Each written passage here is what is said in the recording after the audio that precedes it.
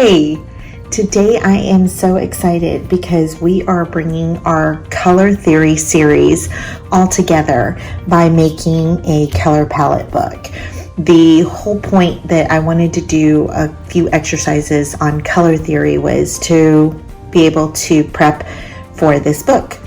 So what you're going to need if you are going to be doing it with me is any kind of book that you want to get. I picked up a book from Dollar Tree. You can also use like one of these, like a sketchbook like this that has blank pages. You can use a composition notebook.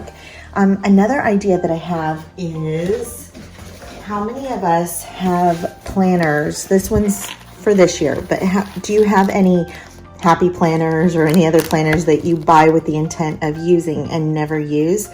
Make it into a book that you can use and you already have the paper on hand, so you don't have to buy anything else. The other thing you can do is alter an old book. You can take an old book that you have from the thrift store or that you have laying around the house that you were going to donate, and you can use that. Those are just some ideas. So what we're going to do is I'm going to show you how to alter this book, how we're going to alter this book. So the first thing that I did was I opened the book and literally just went page by page to see if it was, because I've watched tons of videos on how to see if it's sewn in or if it's glued in, and I thought this was glued in. Now I can kind of see the signatures there, but I'm not that great at that. So what I did, like I said, I went page by page, and when I got to page 12, which is right here, I noticed that when I opened it up, it had stitching in it. So the way that a book works when it has stitching, I'm going to try to see if I can make this as easy to understand as possible. But what you're going to do is you're going to imagine, I'm just going to grab a sticky note. You're going to imagine a signature is just pieces of paper that are folded like this. So we have 12 papers. So they're folded and then they're stitched in the middle. With this case, since there's 12, I'm going to have 12 sides on this side and 12 sides on that side, if that makes sense, because it's stitched. So I have 12 here, and then if I count to 12 here, then I have, this is one whole signature. Now here, it would be 12, which would be the middle, and then my other 12. So that's a whole signature. So I'm just gonna find that, and then I have 12 and 12, and this is my last signature. So this book has 3 signatures. What we're gonna do is prep the book, and I'm going to show you 2 different ways to do it.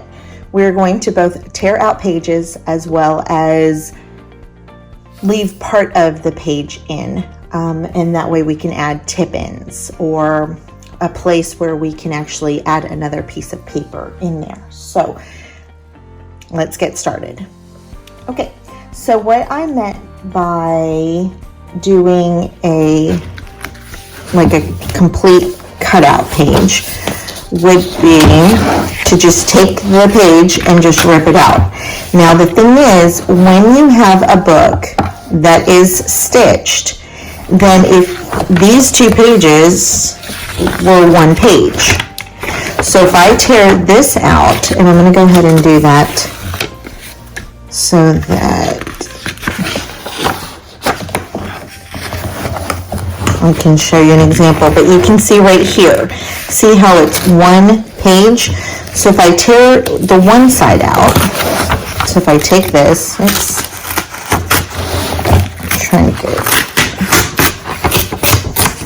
so if I tear 1 page out, and let's pretend I had torn this correctly, this page has nothing to adhere to except for the pieces that were still stuck on to the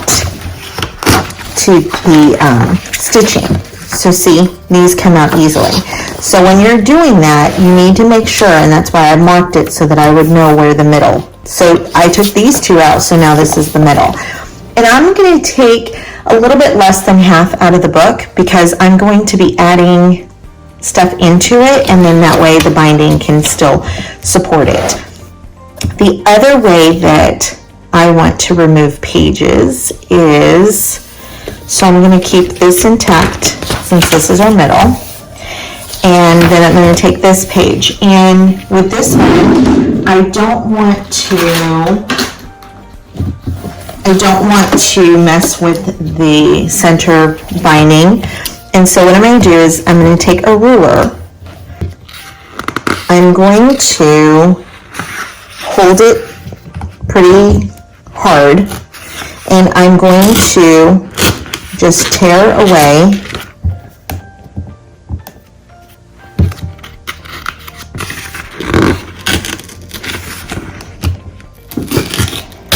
and when you're doing this, you want to tear towards the ruler.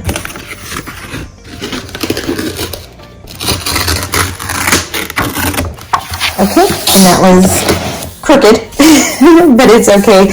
I don't mind what it is. So now what I can do, what is considered a tip-in, I could essentially, let's say I wanted to add this to it to add notes or something. I could take a piece of washi and add the washi along the line here, tip it over, add the washi here, and you can make this little piece thicker if you want as well. And then I have this little tip-in that's going to be for my book. I'm going to do a few with you on camera, and then I will go off camera and finish the book, and then we'll prep it together.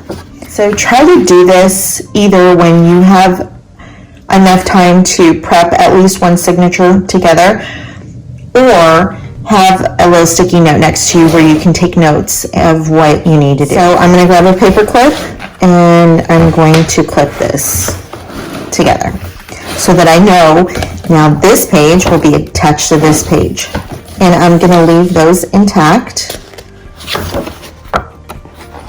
and I'm just going to secure it here so that I don't get confused. Now this page I'm going to tear out, and hopefully if I did this right, the page here would be the one attached.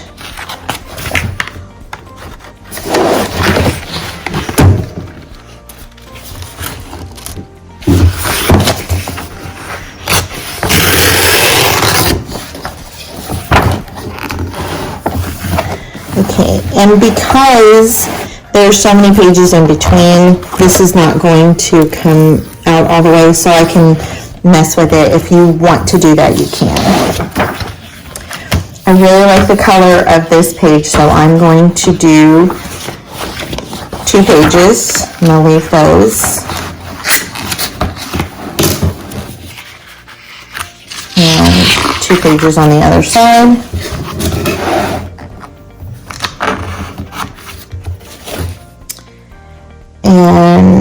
And then I like this page as well. So what I'm going to do here is I'm just going to use this.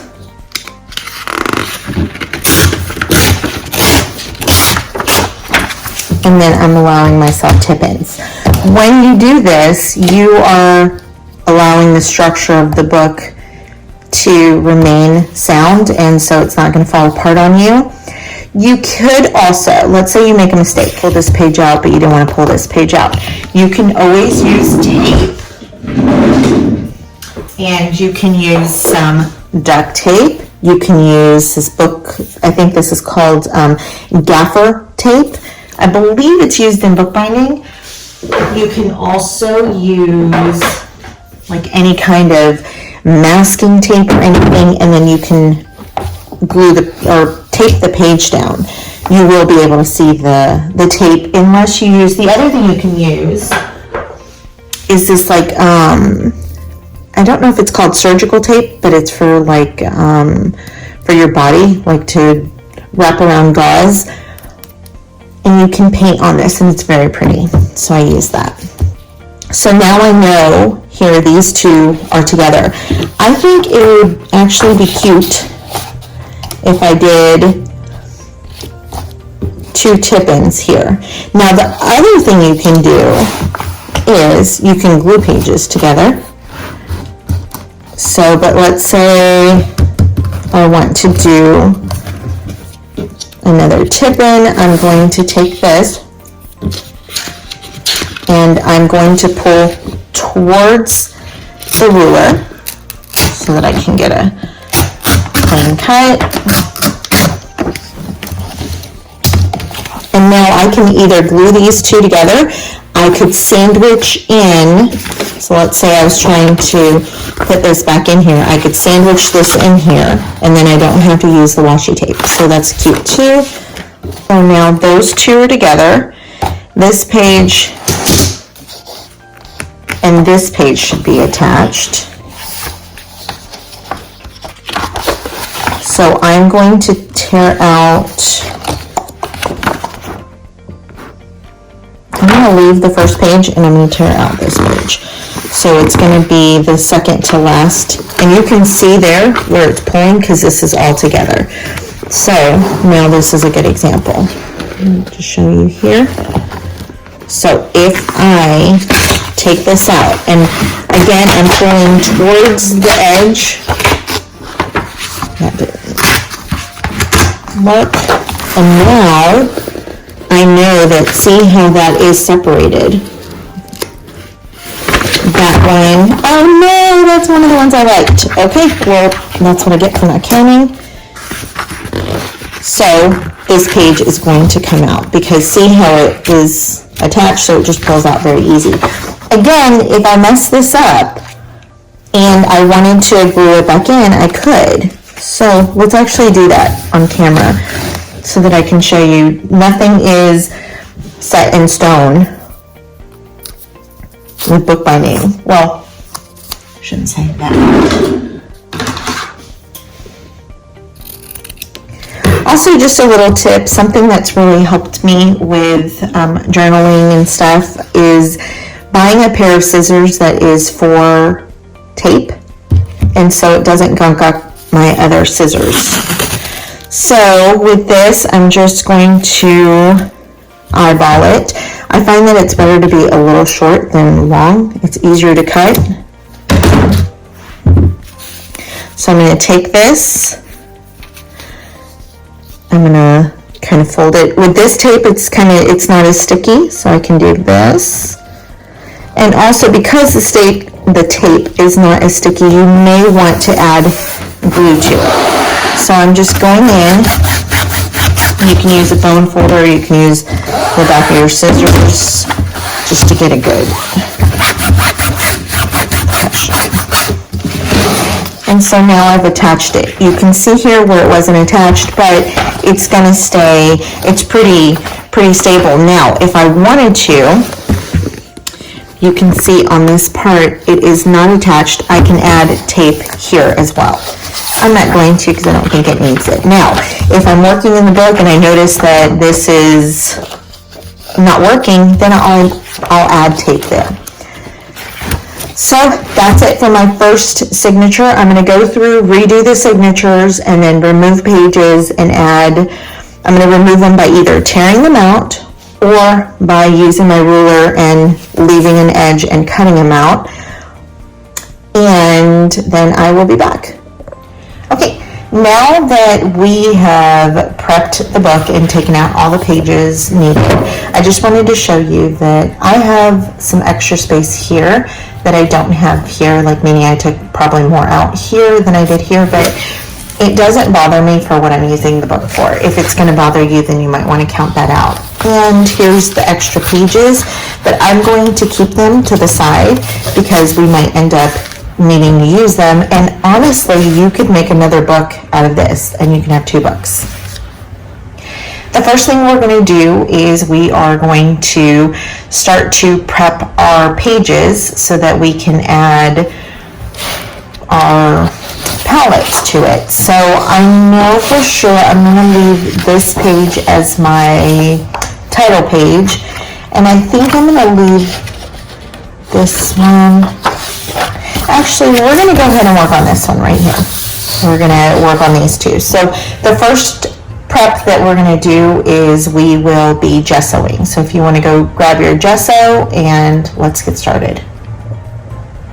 Okay, just a little trick that I have with gesso is I like to keep my gesso. I buy like the big bottles of it. So here I have the Liquitex basic gesso.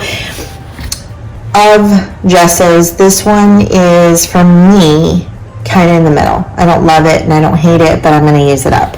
So what I do is I'll pour this in here. That way this is a little bit more manageable while I'm working.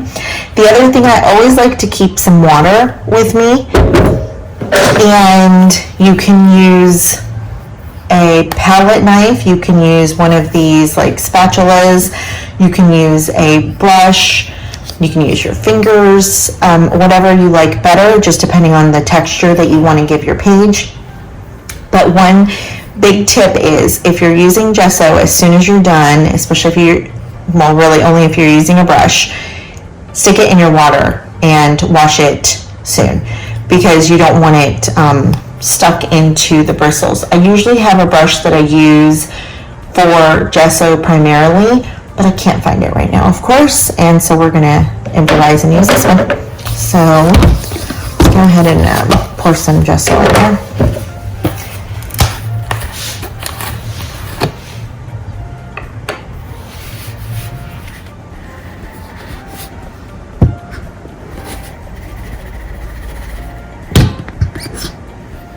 And that's pretty good.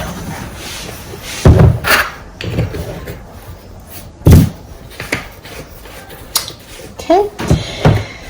Another tip is you probably will want to protect your pages over here, because what will happen is if you start prepping this and you don't protect this page, it's going to get on it.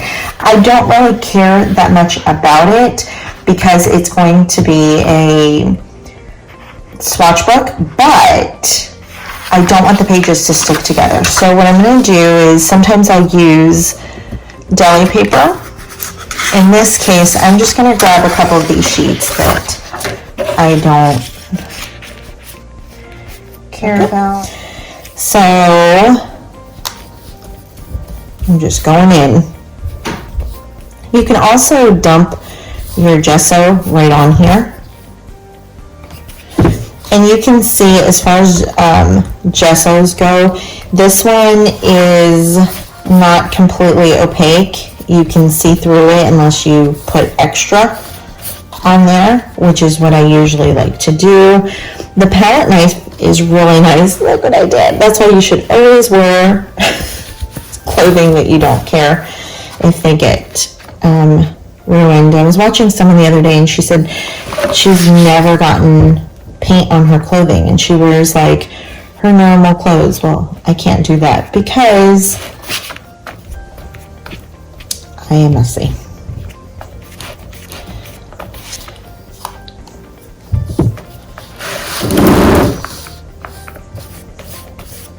And as you can see, I'm just moving this over as I'm doing this. You're going to get some buckling here because as soon as you add the wet medium to a page, it just automatically will do that. That's what the gesso is going to prevent. It gives it a tooth for the paint to sit on and not seep into your pages. So that's pretty good. If you want this to be smooth, you can smooth it out. The other thing you can do, let me grab a palette knife, is you can add some texture to it.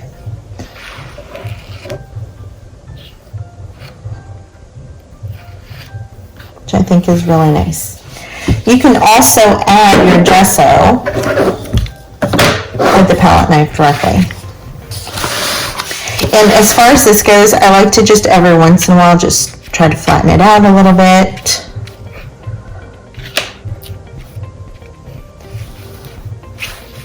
Okay, let's get this page. We'll start up at the top.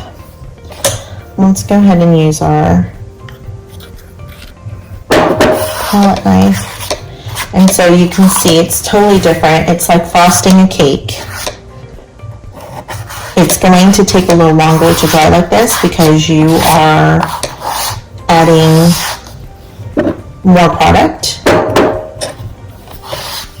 But the texture you get with the palette knife, you can't mimic that with the paintbrush. And then, like I said, you can do a mixture of both, which is what I'm going to do here around the edges. Especially, I'm going to just go through to make sure that they get covered.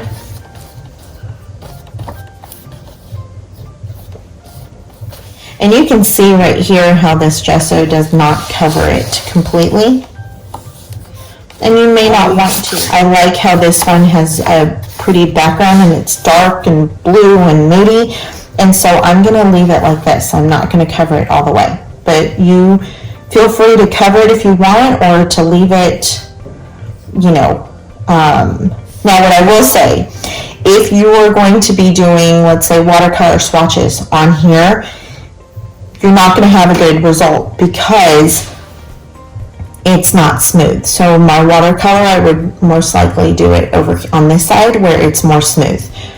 On here, you could use like an acrylic or a gouache or something that's like thicker. While that's drying, I'll go ahead and mention that we are going to be using some reference photos that I have gotten on my Pinterest. So I went ahead and printed out a couple that I wanted to do with you guys.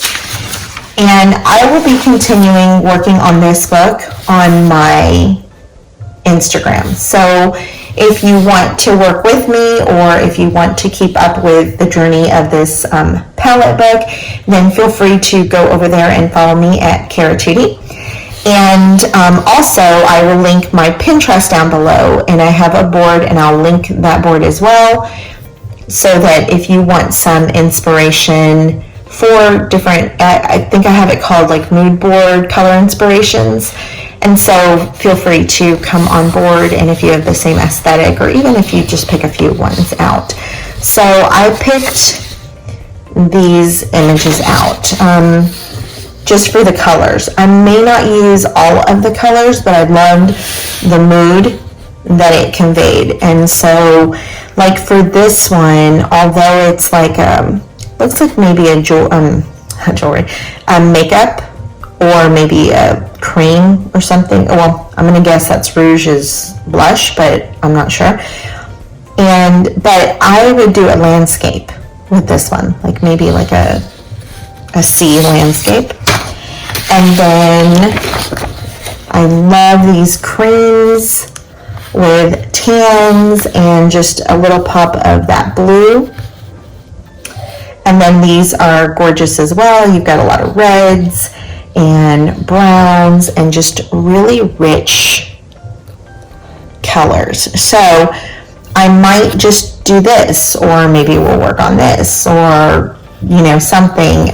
These that I have actually have some colors here, which is really helpful if you find any images like that, because then you can just match those colors and you could say, okay, well, I want these three together, or these three, or whatever you want to choose. But the sky's the limit. What I love about this way of doing things is that sometimes you don't know what colors you actually like, but you know a photo that speaks to you or that is beautiful. And so let's work with that. Let's grab a photo. It could be any photo. You can take it yourself out of nature. You can rip it out of a book, or a magazine, or you can go on Pinterest and then just download the images and print them out. And then we can work with the color palette using this as an inspiration.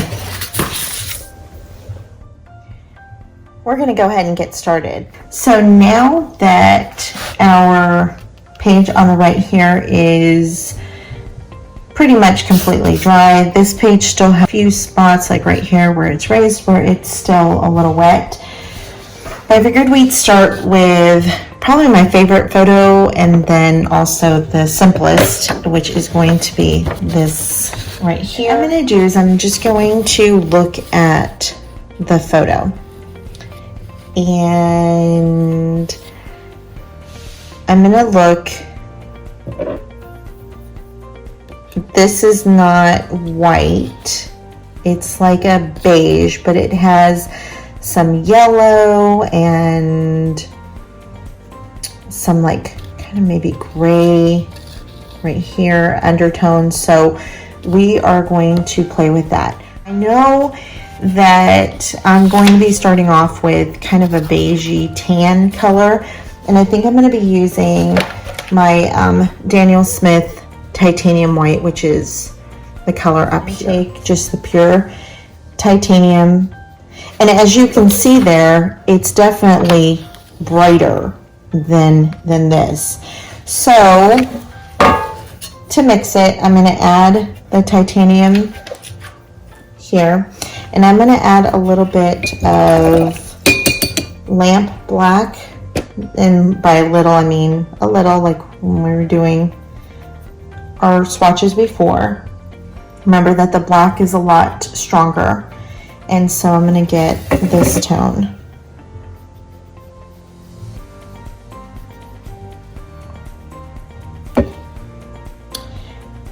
And that is closer. I can also add a little more black to it. Let's add a little more.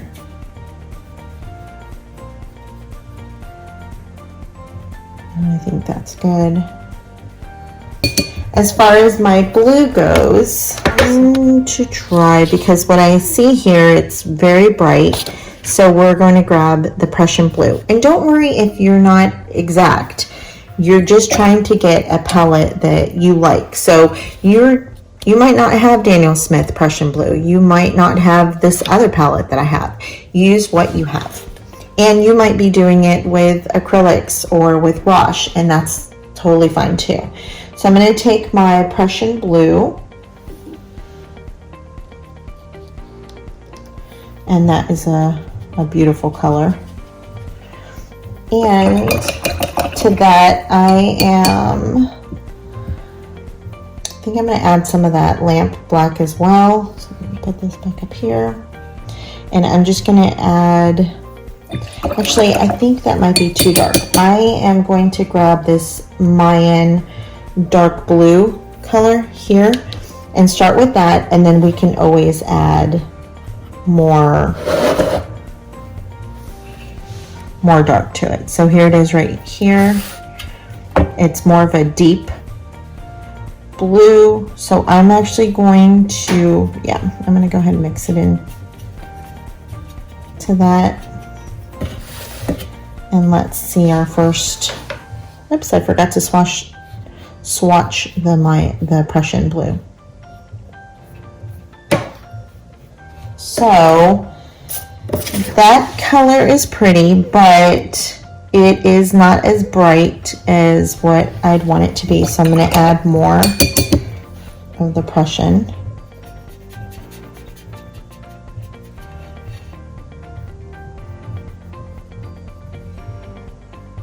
I think that color is very pretty. Let's try the Prussian Blue with a little bit of the lamp black.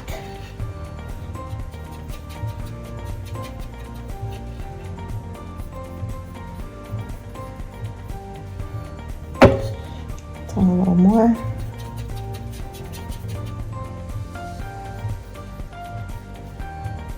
And we're going to pause here for just a second. Before we forget what is going on our page, we need to write it down so that I know that these are all Daniel Smith, but I know this is titanium buff pure.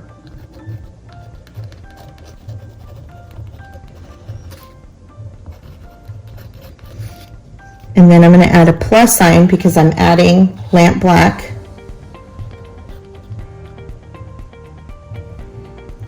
How about I spell that right? And then I'm going to add 2 pluses because I added more lamp black.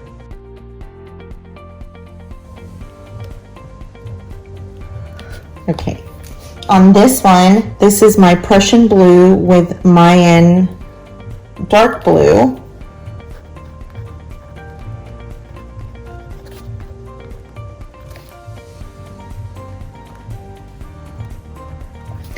And then I'm gonna do 2 pluses. Oh, I should have just done 1 plus.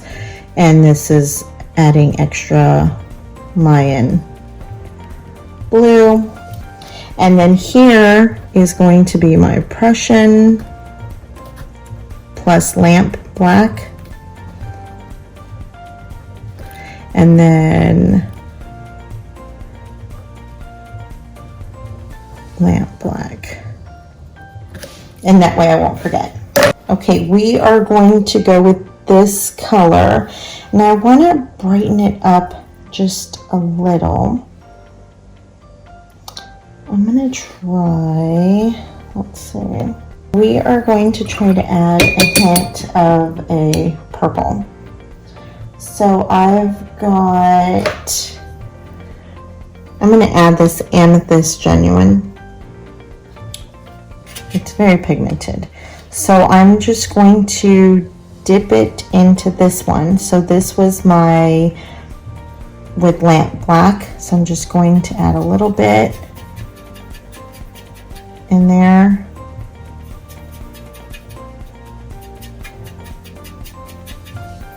I'm going to try this. Ooh, I like that one. I think that's, it's not brighter, but it is darker. So this was this plus Amethyst Genuine.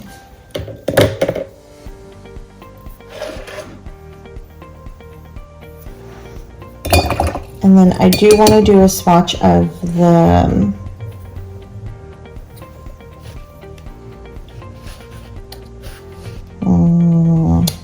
I'll just do it down here, of the Prussian Blue by itself, which might have been actually almost my color exactly, now that I see it on here. And so this is just Prussian Blue.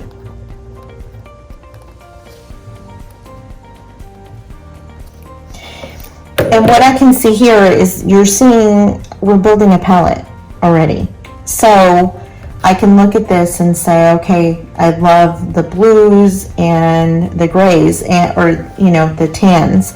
And we can, let's expand on this a little further. So let's grab a little bit of the titanium buff. I'll put it right here. And I'm going to add just a smidge of blue to it.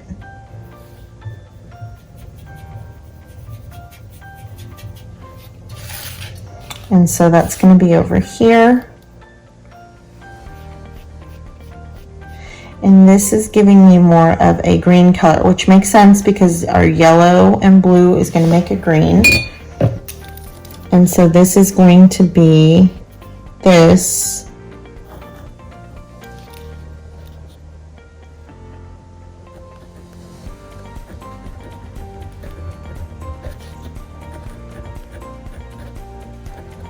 And I'm going to write here a tiny bit of that one,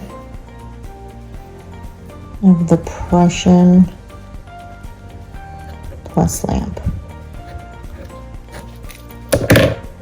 And I actually really like this color, and I feel like this color might be closer to, I can mix all of these and come up with a beautiful palette because I already know that they go well together. And it's just about experimenting them and seeing how they work with one another. So we're just going to take a tiny bit of that lamp black and add it here.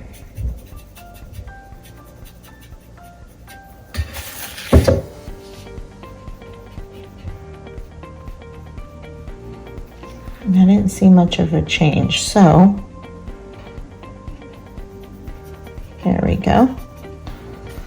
We're going to add a little more of the lamp black, and I love that one. So I'm going to add here lamp black.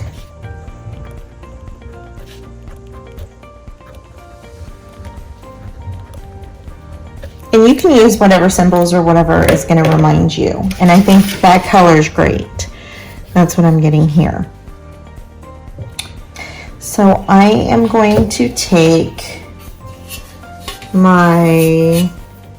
so this is my Prussian Blue with lamp black into it. And I'm going to add some into that titanium buff.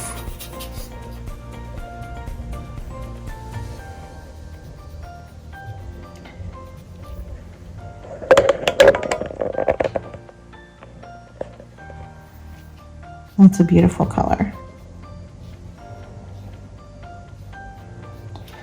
So I'm going to write that down. That's this one plus extra of the blue.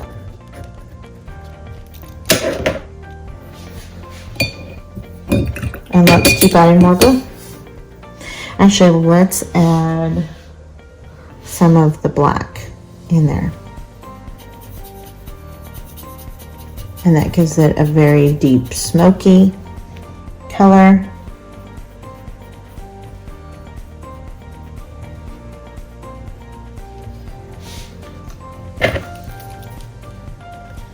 Plus black. And we're going to keep adding our black.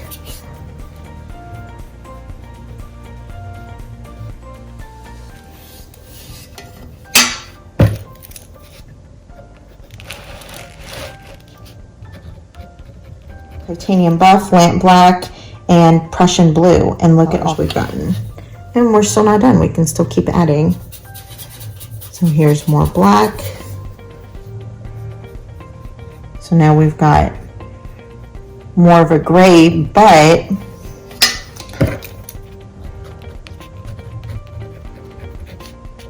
I'm gonna put lamp.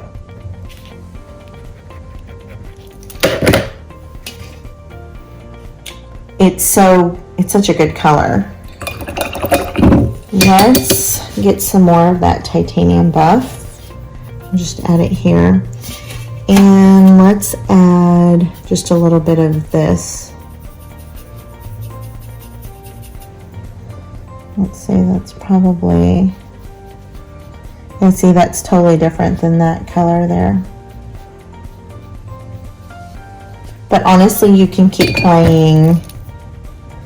So I'll do titanium plus, and you can, when you're doing your book, have it as detailed as you want. Titanium plus tiny bit of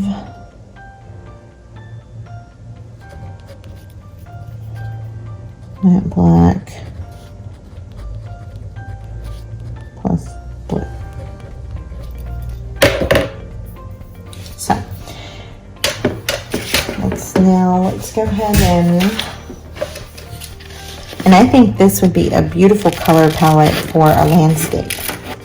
What we didn't do is I wasn't really looking at the background color as I'm looking at it here, and we have like this blue here, but I feel like we got it right there anyways.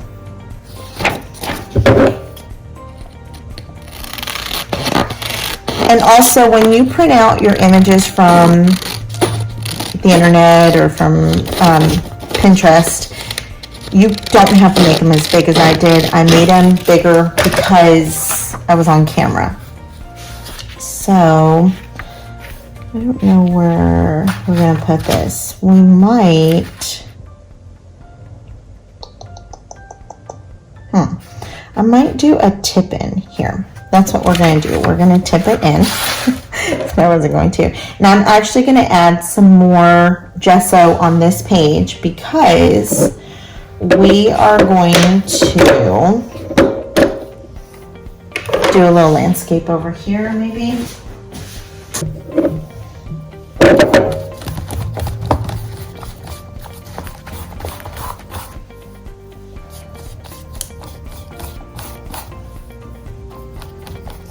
And now you can see why we took away so many pages before, because we needed to be able to build this book up. Otherwise, it would be too thick and it wouldn't hold in the spine. So I'm going to stop and just dry this off, maybe add a couple of layers more off camera, and then we'll do a quick little landscape. Our gesso page is now pretty much dry, if not fully dry, and we are going to build a quick little landscape. If you've been following me on Instagram, you know that I've been like delving into landscapes a little bit, and simple, kind of more abstract landscapes, but I think that they're so beautiful. And I'll show you just a couple of them.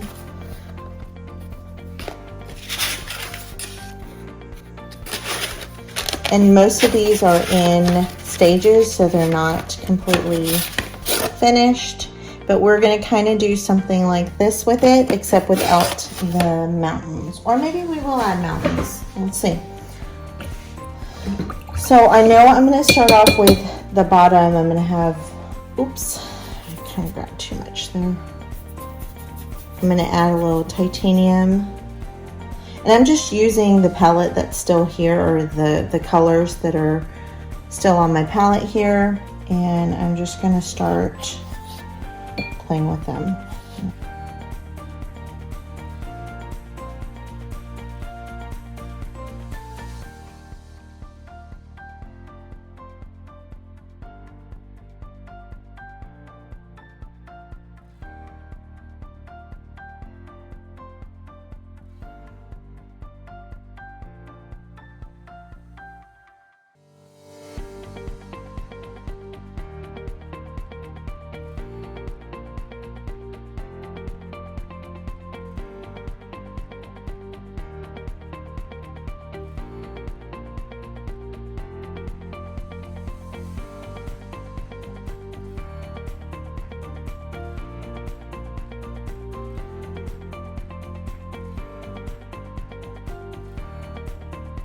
So now that we have our first palette that we've come up with, I'm just going to take some deli paper to protect it so that my pages don't stick together since I'm not waiting.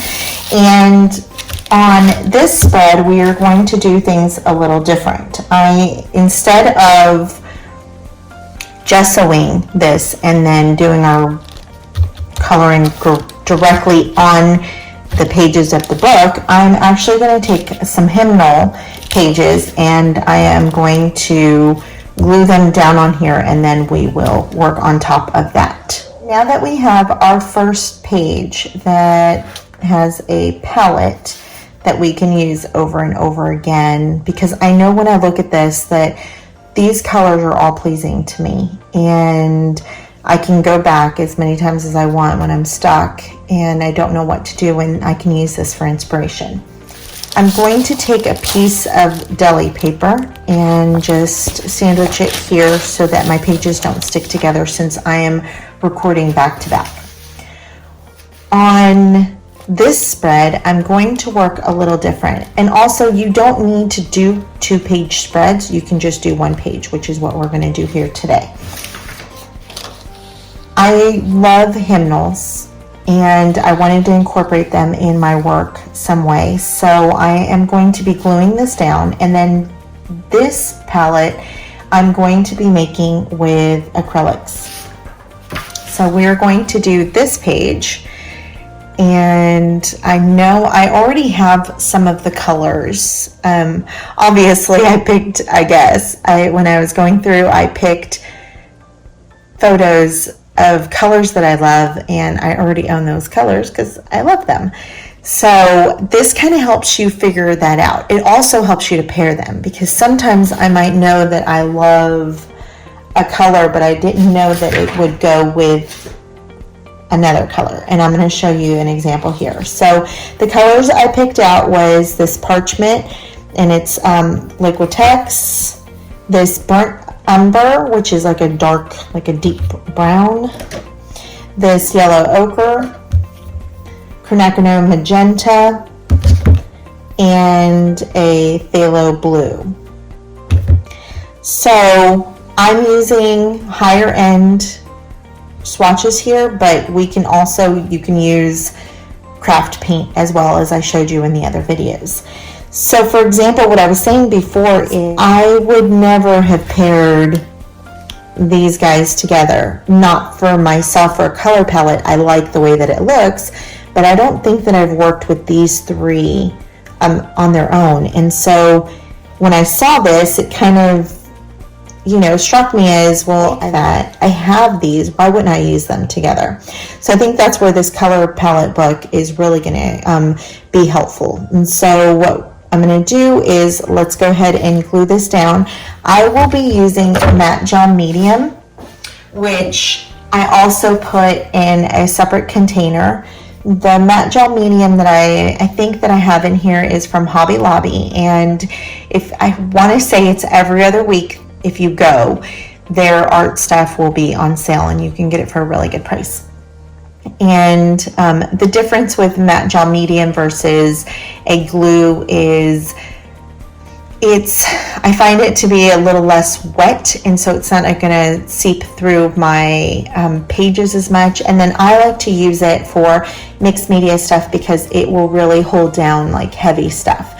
But feel free to use a glue stick or just white glue or clear glue or anything else you want.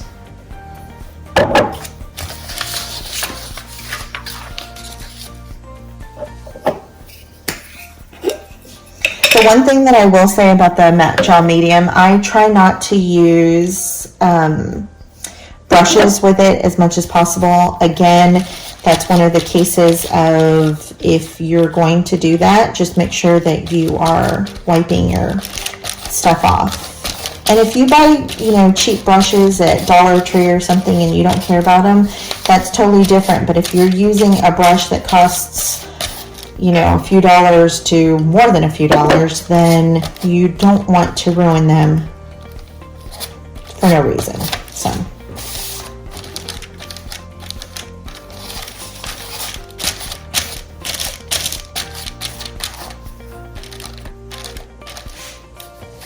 And I don't care if it gets on this page because I'm going to be gluing it down anyways. It's going to have glue on it, so I just know I want it on this side, so that's why I'm pulling this over.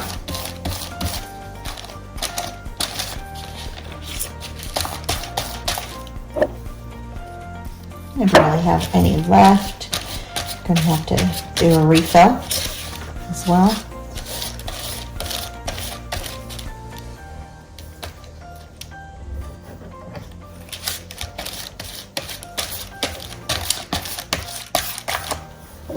And some of my paint, leftover paint from the spatula that I have here is rubbing off, but again, I don't care. And some of it will probably get on the front, and I'm okay with that. I am not being too careful here.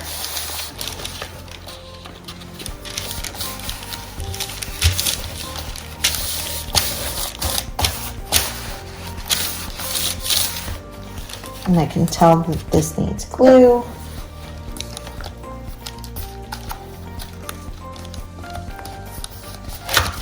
And I think I went a little over right here, the page, but again, I don't care. And then you can burnish this down. Just gonna take this little guide in.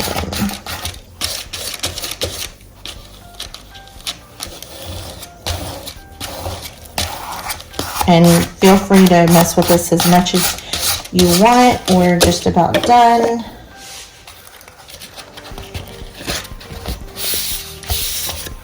And I am going to let this dry for a minute and we'll be right back. We are going to go ahead and lay our paints down.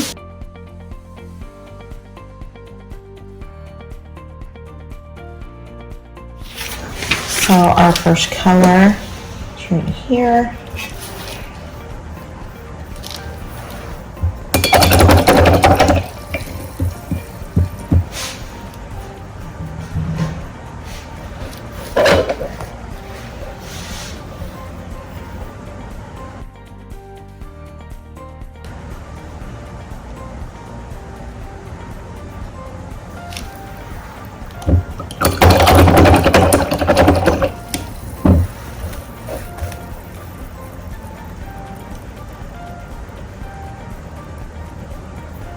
One thing you will find with more expensive paints is that they're just very highly pigmented, and that's what you're paying for.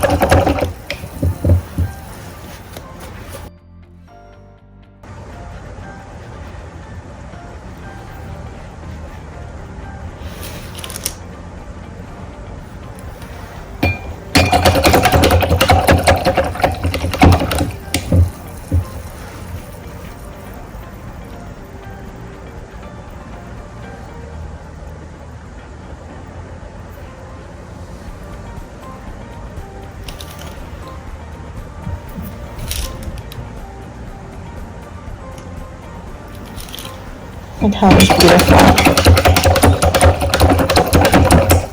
Okay, so now we have our colors and we can go ahead and label them. Our first one was just gonna write an L up here for Liquitex. And then a G for golden.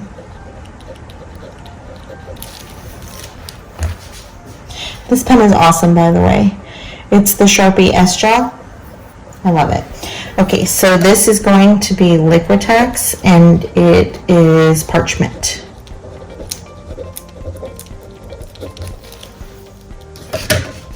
Also Liquitex, and this is burnt umber. And these three are all golden.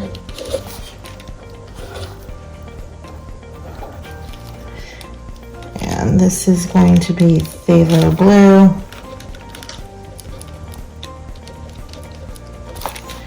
This is Yellow Ochre. How about Yellow Ochre? And this is Quinacridone Magenta.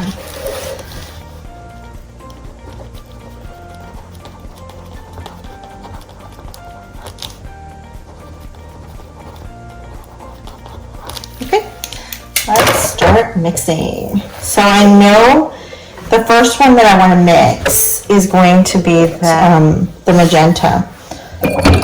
So let's add a little bit of the yellow to it. So I'm just going to take some of this.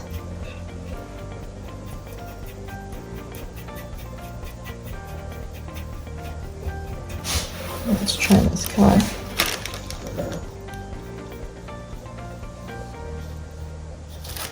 I got a little bit too much water on my paintbrush. I didn't move it, but I like this color a lot more. So let's mix it a little more.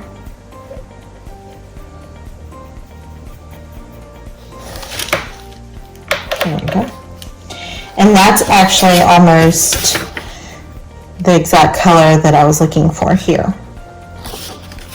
Also, another note is that your colors are going to vary sometimes depending on what you're laying them down on. So in the case of this paper, it's very absorbent. It's an older piece of paper, and therefore it's going to show a little different than it would on watercolor paper or like a mixed media paper, or even anything that's had gesso to it. So I'm going to write here, so we've got yellow ochre plus the magenta.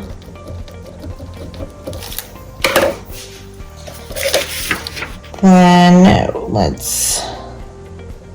I feel like this color can be a little deeper. So our yellow ochre, and I'm going to add just a little bit of the burnt umber.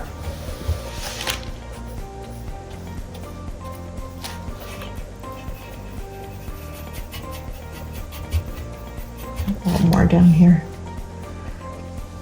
Kind of show my range. Oops. Okay, so this is my yellow plus burnt.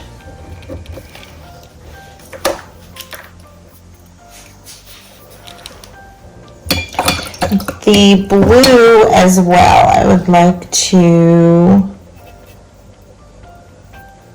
darken it up a little bit, so I'm just going to add a little bit of this, and that is not giving me the tone that I want. This is more of a turquoise, so I'm going to, so let's try to add a little more and see.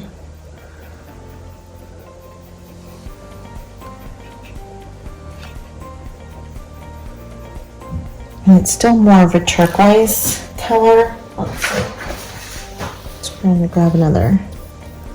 It's actually a beautiful color.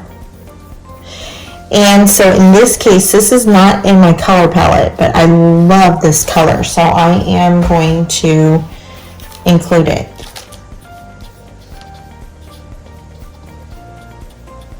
It's almost like a deep green. So this is going to be my umber plus the blue.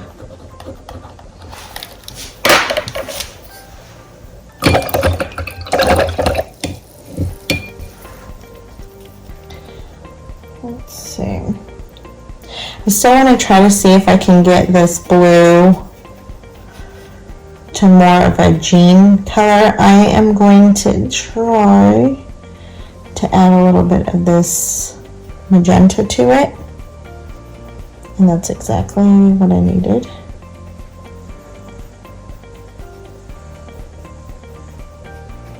And like I've said in my other videos, sometimes you need to keep adding and playing with your colors because you don't think they're going to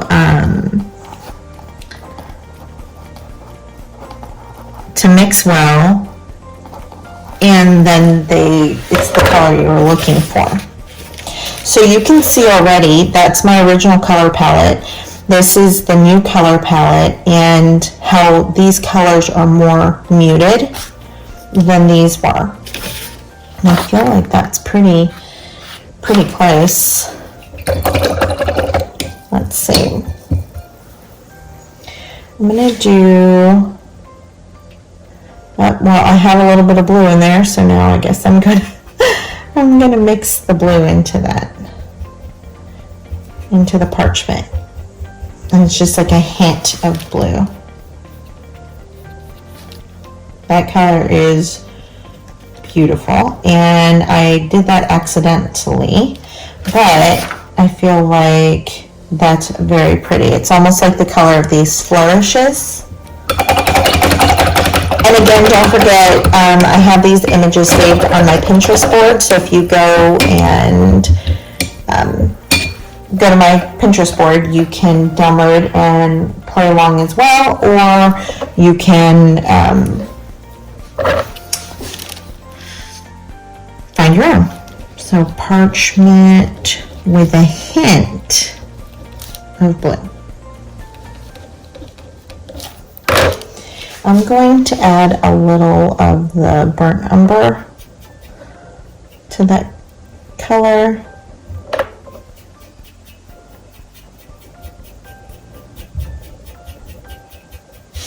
And that's really pretty.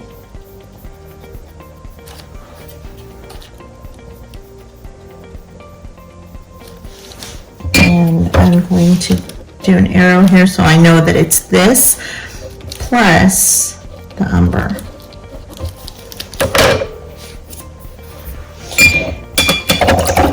And we you literally can keep making. I mean, I can use this green and add more blue to it, or let's actually do the yellow and add it to this blue, which is almost dry. It's really dry here today, so, and that's another very pretty color. It's not in my color palette, and I've watered it down a little bit too much. I need to refill my palette, but that is a really pretty color. So this one is this plus the yellow.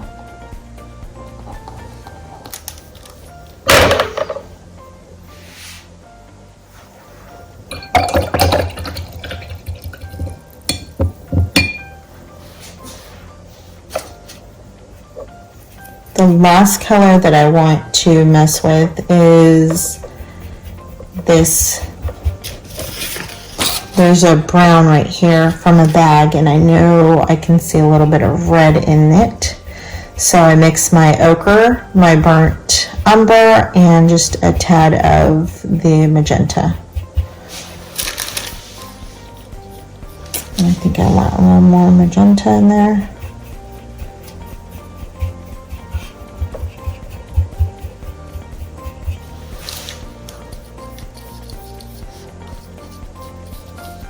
And that's pretty close to like a burgundy bag. So that is going to be my umber, my ochre, and magenta. Okay.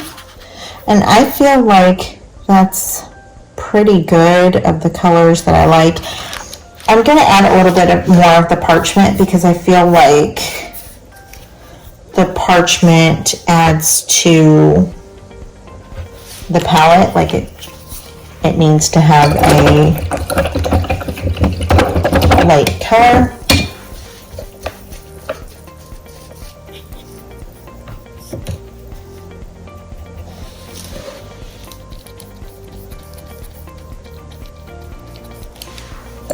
And this is just parchment.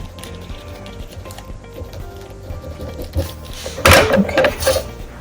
And what we're going to do with this is, if you guys recall, this was the page that I had two separate ones for tip-ins. So what I'm going to do is I'm going to glue this in here so that I know, or maybe actually I'm going to do it like this. And so this is this page. Actually, that's what I'm going to do. I'm going to glue this down with my matte gel medium, so it's just going to be one tip-in. I'm going to glue this down here, and then I'm going to glue another one back here, and then use this as another palette. And I'll probably use one of these two pictures next. So don't forget, if you want to follow along with me, go to my Instagram. I'll be working on this, I don't know if daily, but I will be working on it a lot and showing you guys different palettes over there. So don't forget to go check it out.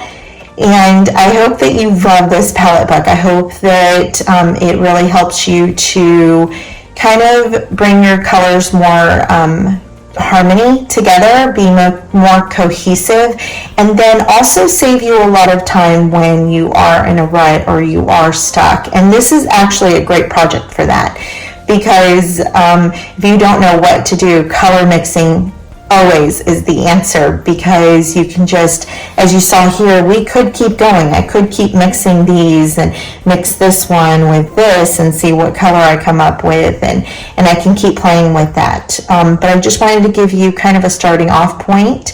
So if you join along, feel free, or actually I would love it if you tag me on Instagram, and so that I could see what you are creating. So I will see you soon.